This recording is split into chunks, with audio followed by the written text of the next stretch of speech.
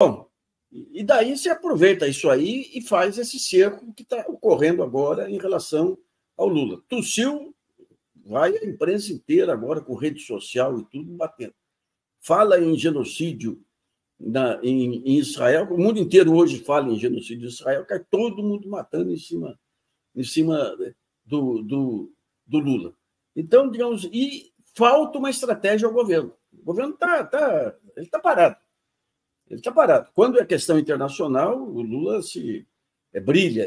Quando é questão nacional, não tem uma estratégia, não tem um projeto de país. É sobre isso que vamos falar com os grandes estrategistas aí do PT, que é o ex-deputado José Genuíno. Genuíno, obrigado por aparecer. Fazia tempo que a gente não se via aí. Pois é, boa noite, Nassif. Eu queria acrescentar a você essa sua observação precisa sobre a Petrobras. Não é uma questão de inteligência e de leitura, nem de burrice, é uma questão ideológica, aquilo que o Brizola chamava. Esses comentaristas e assessores são os eunucos do imperialismo, do entreguismo, do capitalismo, porque eles fazem um carnaval e eu pergunto, para que serve o controlador majoritário? Para que serve o governo lá? É para atender os interesses dos sanguessugas. Os rentistas são sanguessugas para lucrar sem investir, sem produzir, sem gerar emprego, sem cuidar da saúde social e econômica do país. O governo Lula está certo. Agora você coloca uma questão chave. Eu li, Nassif, o seu artigo sobre o xadrez, como você coloca muito bem, da conjuntura política do governo Lula. Em primeiro lugar, olha, nós tivemos 6 anos, como você coloca, de destruição. Nesses 6 anos, saiu a extrema-direita do Purão. E a extrema-direita mobilizou parcela da população com a torcida da grande mídia e a condescendência da velha direita neoliberal. E o país foi destruído. Num quadro como esse, a eleição do Lula se dá num terreno minado. E esse terreno minado, eu acho que faltou ao governo definir uma estratégia de médio e longo prazo. Primeiro, era correto botar a casa em ordem? Sim, mas era necessário, em alguns pontos, sinalizar um projeto de futuro. Por exemplo, reindustrialização, demorou a elaborar aquele projeto, saiu, mas tem que viabilizá-lo na prática. 2, os trabalhadores dos aplicativos não pode só atender os 4 rodas, tem que atender as 2 rodas. 3, o financiamento das políticas públicas não pode se limitar ao déficit zero, nem o ajuste fiscal do Haddad. 4, é necessário, nesse momento, a gente atender a renda, emprego e melhoria da qualidade de vida do povo, porque há um problema. O país está sofrendo várias hecatombes, a dengue, a Covid, agora a questão das enchentes, chuva. E está faltando ao governo uma gestão mais eficiente, mais pronta resposta. Agora, você coloca no seu xadrez um problema de fundo. Para onde nós vamos? Como viabilizar um país soberano, democrático, socialmente justo, se a gente não rompe com as rédeas do neoliberalismo? Quais são elas? Financiarização, privatizações, aí tem que discutir o papel do Estado, e a tirania fiscal.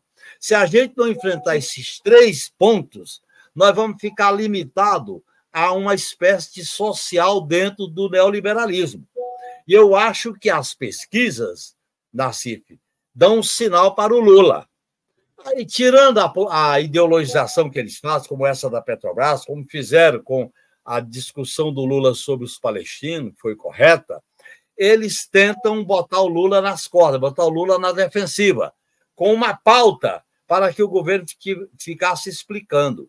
Eu acho que o governo tem que deixar bem claro, fazemos uma aliança pontual, mas a nossa aliança estratégica se funda num projeto de país.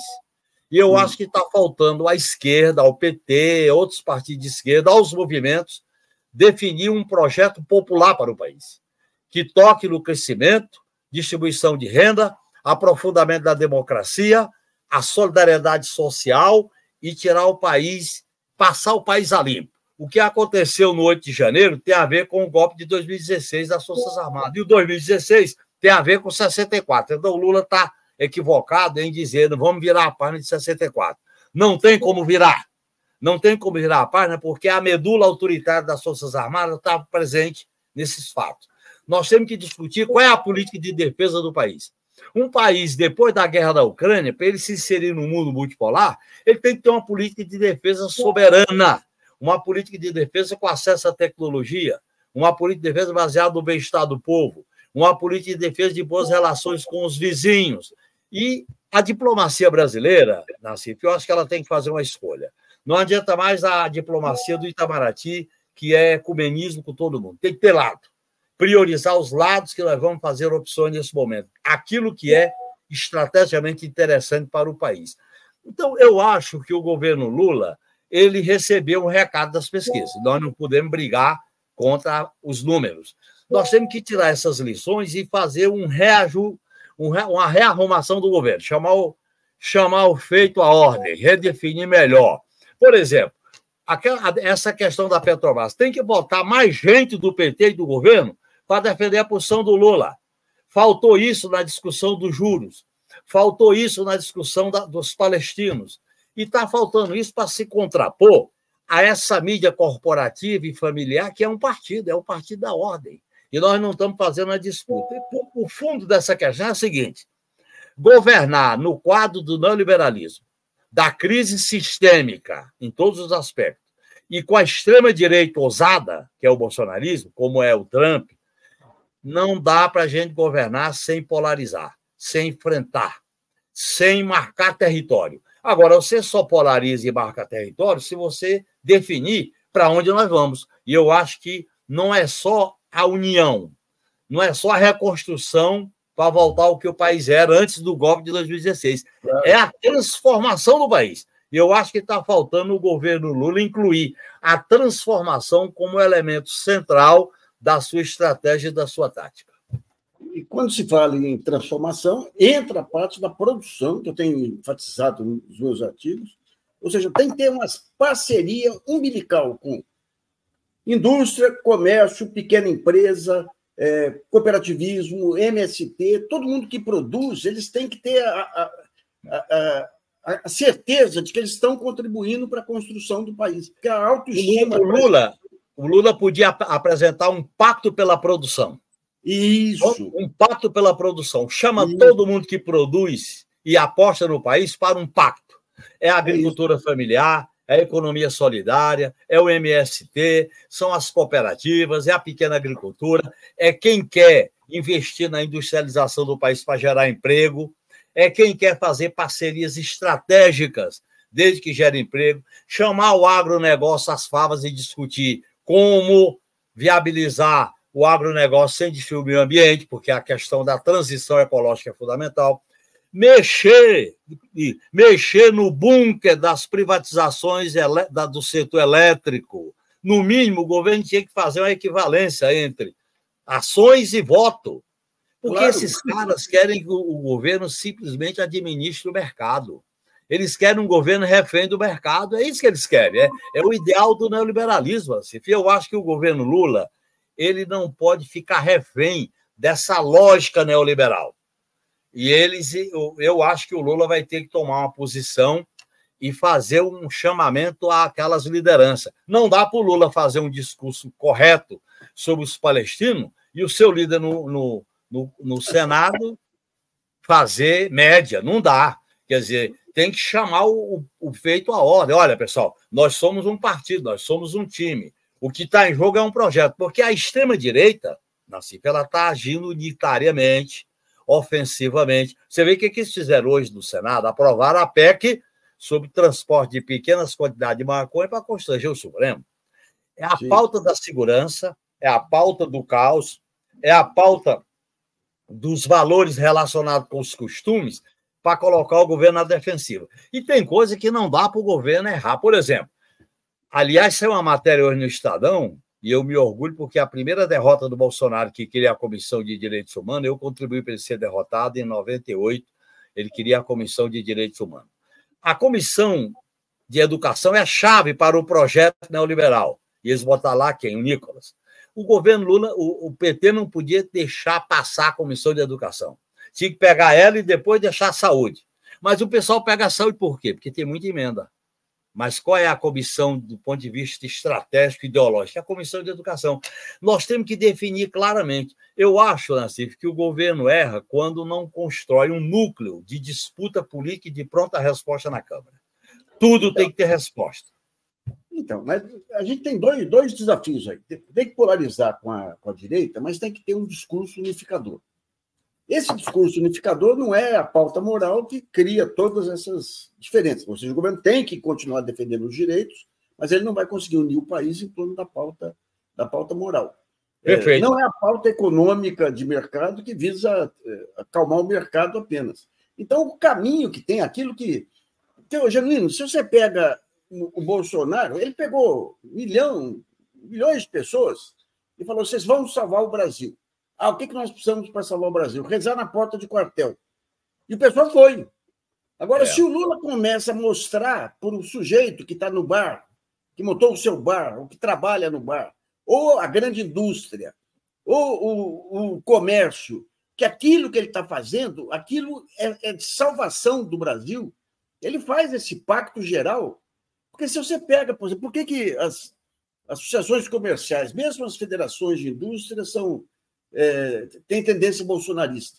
Porque o Estado só chega lá para cobrar imposto. Porque a política econômica é feita pela Faria Lima. Então, ele tem que começar a mostrar que eles são parceiros. O pacto tem que ser esse, que é um pacto extra-ideologia, inclusive, eles entendendo essa lógica, vai ser muito mais fácil defender o papel estratégico de tantas estatais. É nisso que eu acho que o Lula está cochilando. Eu acho, Nassif, que a afirmação de direitos, que é a marca do Lula e do PT, não é contraditório com o pacto pela produção. Claro. Quem produz, quem vive do seu trabalho, está nesse pacto. E quem aposta na produção e não na especulação e não na sonegação, está dentro desse pacto. Vamos nos reunir e discutir uma agenda.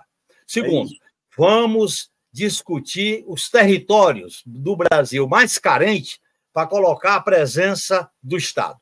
Vamos discutir um pacto pela segurança pública, porque a segurança pública está grave, isso está refletindo.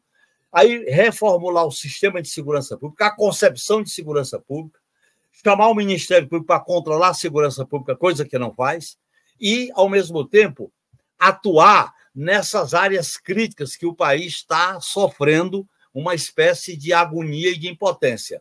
E, ao mesmo tempo, ter um núcleo político no Planalto que dê pronta resposta quando vem um problema, como enchente, como seca, como determinados acidentes climáticos. Eu acho que a pesquisa deu um recado para o Lula. Foi bom ele dizer que está entregando menos do que prometeu. Isso é uma demonstração de humildade. Mas não basta só dizer para o povo esperar. Tem que chamar o povo e dizer: seja parceiro de um projeto de país. Um país soberano, um país que cresça, um país justo, um país democrático, um país que o povo viva feliz, um país que as mulheres não sofram feminicídio, um país que o povo negro não sofra o que acontece na periferia das grandes cidades, um país que combate os preconceitos, um país, e aí eu vou tocar numa questão que é crucial, um país que não tenha medo do passado. Não se trata de punir A, B ou C, mas se trata de fazer uma espécie de limpeza geral, no sentido de colocar ordem na casa. Não dá para a gente virar página de nada na história. Então, nós temos que discutir o que resta para tratar da Comissão Nacional da Verdade, o que resta para tratar da Comissão de Mortos Desaparecidos, o que resta para tratar, por exemplo, daquilo que as Forças Armadas se lambuzaram no governo do inelegível. Vamos tratar. Não se trata de pegar individualmente ninguém, nem de revanchismo. É um país que não pode ficar com medo do passado. O passado só passa se você discuti-lo. Eu acho que a agenda está mais ou menos clara. O que está faltando é uma condução política. E o Lula é a única liderança que pode chamar um grande movimento para discutir o futuro do país. Até porque a missão dele não é consertar estrago. A missão dele não é botar esparadrapo em feridas. É fazer algumas cirurgias seletivas. E, para mim, ele tem que enfrentar o garrote da financiarização, da tirania fiscal e do papel do Estado. Porque essa luta ideológica sobre a Petrobras, essa luta ideológica sobre a Lava Jato, essa luta ideológica sobre a industrialização do país é para manter a hegemonia econômica neoliberal, que aposta na crise. E olha bem, Nassif, como a velha direita está derrotada, enfraquecida, a nova direita, que é a extrema, ela é cria do neoliberalismo, que se o liberalismo precariza, terceiriza, destrói, ela é alternativa para quê? Para o caos, para o individualismo, para as armas, para a religião da prosperidade e por aí afora. Nós temos, para derrotar, inclusive, a extrema-direita, temos que ter um projeto. Como é que você vai mobilizar corações e mentes se você não discute o futuro? É claro, isso para mim é evidente. E o Lula tem força e autoridade para fazer esse movimento.